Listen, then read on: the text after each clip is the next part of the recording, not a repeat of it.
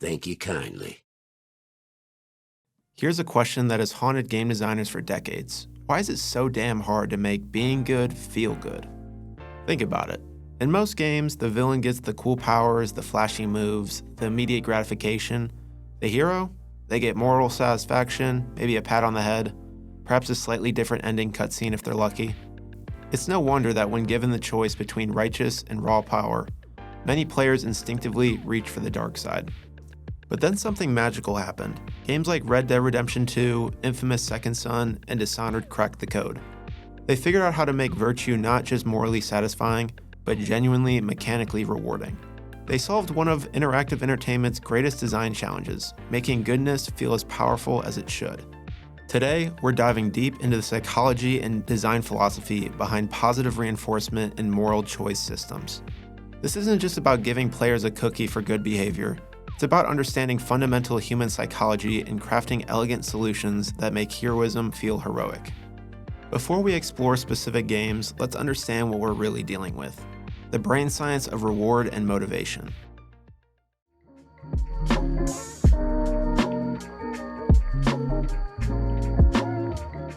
When psychologists study what drives us, they consistently find that humans are wired for immediate feedback loops. We get a dopamine hit from a quick, tangible reward. Think the satisfaction of landing a headshot or collecting a rare item in a video game. Moral satisfaction, by contrast, operates on longer timescales and more abstract principles.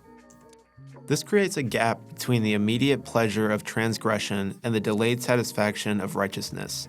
Traditional moral systems fall into this gap, leaving players feeling mechanically punished for ethical choices. The design challenge then becomes clear. How do you bridge this gap? How do you make goodness feel as immediately satisfying as a perfectly executed stealth kill or a devastating magical attack?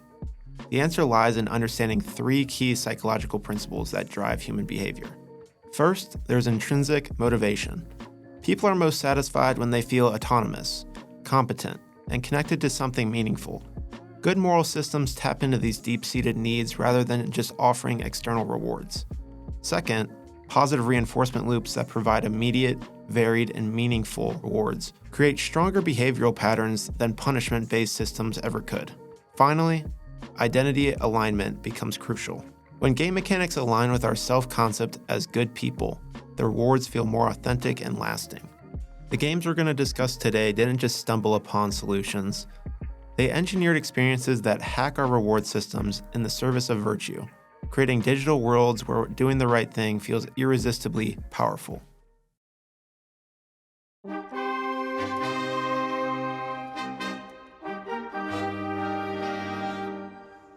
Let's start with the absolute gold standard for morals in video games: Red Dead Redemption 2's honor system. What makes Arthur Morgan's journey toward redemption so compelling isn't just the story. It's how Rockstar engineered genuine satisfaction into every act of kindness. Picture this. You're riding through the wilderness when you hear someone calling for help. A stranger is trapped under their horse begging for assistance. You could ride past, no mechanical penalty, no quest marker guilt-tripping you, but you stop. What happens next is design poetry. Arthur doesn't just free the stranger with generic animation. He engages in meaningful dialogue, learns their story, offers genuine comfort. Days later, you might encounter this person in town, and they'll remember you.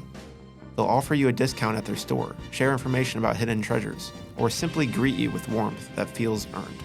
This system works because it mirrors real-world social psychology. In life, kindness often returns to us in unexpected ways. Rockstar didn't just simulate this phenomenon, they amplified it, creating a world where every good deed has the potential to bloom into something meaningful. But here's where Red Dead's system gets brilliant. Your reputation becomes a form of social currency that opens doors unavailable to dishonorable players. High honor Arthur can de-escalate conflicts that low honor Arthur would have to fight through. Shopkeepers offer better prices and exclusive items to respected customers. And law enforcement is more lenient, witnesses are more helpful, and NPCs share valuable information. Rockstar made virtue mechanically advantageous without feeling gamey. These aren't arbitrary rewards, but logical consequences of being the kind of person others want to help. The real genius lies in the emotional design. Consider Arthur's journal, a brilliant example of positive reinforcement through self-reflection. After helping someone, Arthur doesn't just record the event, he reflects on how it made him feel, how it aligns with his changing worldview. This isn't just a narrative flavor, it's psychological conditioning. By having Arthur articulate the satisfaction of good deeds, the game validates the player's choice to be virtuous. It creates what psychologists call meaning making, where actions feel significant because their purpose is explicitly acknowledged. Players report feeling genuinely uplifted by high honor playthroughs, describing a sense of personal growth that extends beyond the game world.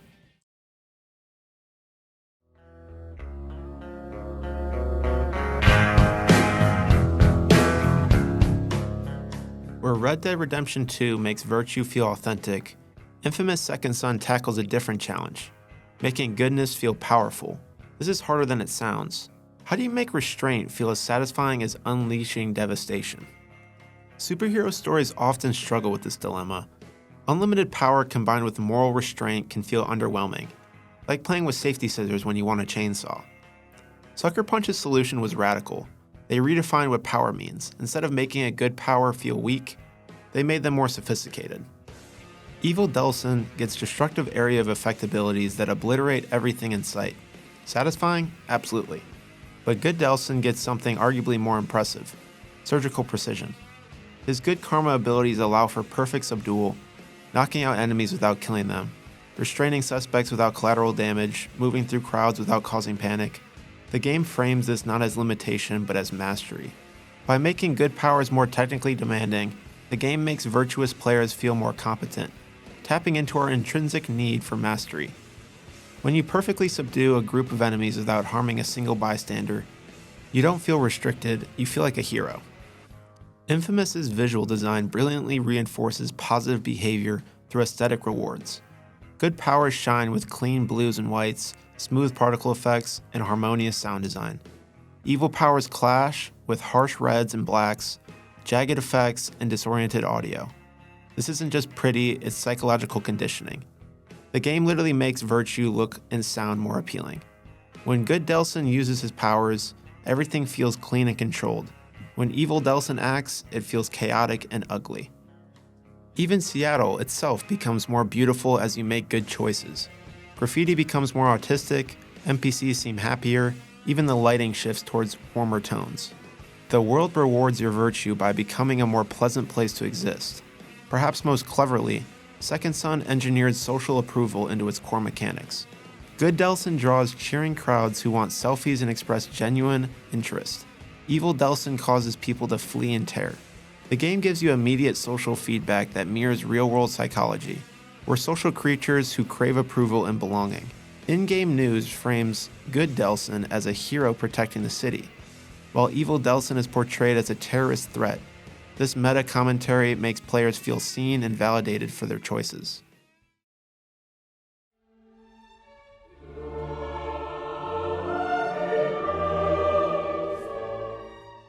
Dishonored takes perhaps the most sophisticated approach to positive reinforcement. It makes goodness feel powerful by showing you the alternative, its psychological aikido, using the weight of potential destruction to make restraint feel mighty. The central paradox is fascinating. Dishonored gives you incredible tools for violence and death, then rewards you for not using them. Corvo can bend time, summon rats, and teleport through shadows, but the best ending requires him to largely abstain from these abilities. The game doesn't punish violence directly. Instead, it shows you the logical consequences of a world where problems are solved through murder. More chaos leads to more plague, more desperation, and more suffering. The city becomes a reflection of your methods. By showing rather than telling, Dishonored makes players feel responsible for the world's state. When you choose non-lethal solutions and see the city flourish, you feel like a healer rather than just someone who didn't kill people. This shift in framing is everything. You're not just avoiding evil, you're actually creating good. Here's where Dishonored's design genius really shines. It reframes moral restraint as artistic expression. Consider a typical mission where you must eliminate a target without killing anyone. In most games, this would feel like playing with one hand tied behind your back. But Dishonored presents it as an ultimate challenge, a display of mastery so complete that you can achieve your goals while leaving no trace of your presence. Ghost achievements for completing levels without being detected feel like magic. Creative problem-solving becomes necessary, as non-lethal solutions often require more planning than violent ones.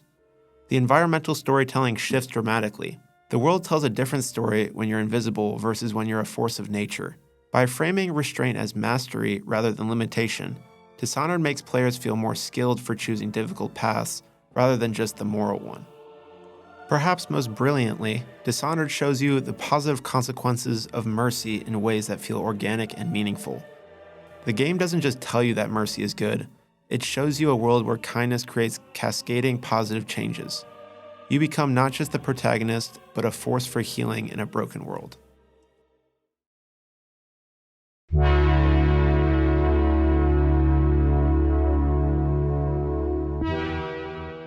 These 3 games reveal consistent design patterns that make virtue feel rewarding.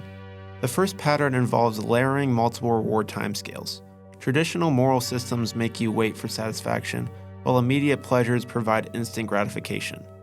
Sophisticated systems provide both by combining instant gratification through beautiful visual effects, satisfying audio, and immediate NPC reactions, with short-term benefits like gameplay advantages, unique dialogue, and social approval, all building towards long-term satisfaction through different story outcomes, world changes, and character development.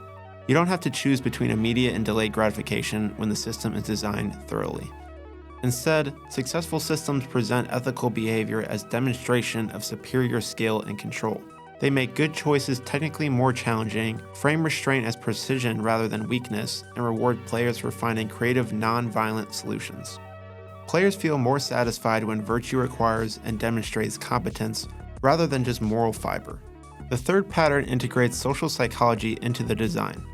Games often treat morality as a solo decision when humans are fundamentally social creatures.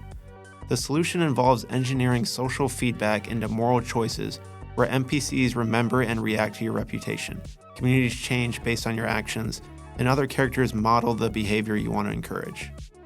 We're wired to care about how others see us, and games that tap into this create more meaningful moral experiences. Red Dead Redemption 2, Infamous Second Son, and Dishonored represent 3 different solutions to the same fundamental challenge. How do you make doing the right thing feel as satisfying as it should? Red Dead achieves this through authentic social simulation, creating a world where kindness creates genuine connections and meaningful relationships. Infamous does it through a sophisticated power fantasy, proving that precision and control can feel more impressive than raw destruction. And Dishonored accomplishes it through elegant consequence design, showing us that the greatest power is knowing when not to use power at all. But perhaps the greatest achievement is demonstrating that virtue doesn't have to be its own reward. Through clever psychology and elegant design, they prove that being good can feel amazing, immediately, meaningfully, and lastingly. These games solve the virtue gap not by making vice less appealing, but by making virtue more compelling. They didn't nerf the dark side, they supercharged the light side. These developers figured out how to make kindness feel amazing, and in a medium that can easily reward only chaos and destruction, they chose to make virtue feel powerful instead. And for me, this kind of creative problem solving makes games such a fascinating art form to study. Thank you for watching another video from Studio Great. Let me know in the comments what moral side you typically pick in games and your thoughts on this video. Don't forget to like and subscribe for more deep dives into game design, and I'll see you in the next one.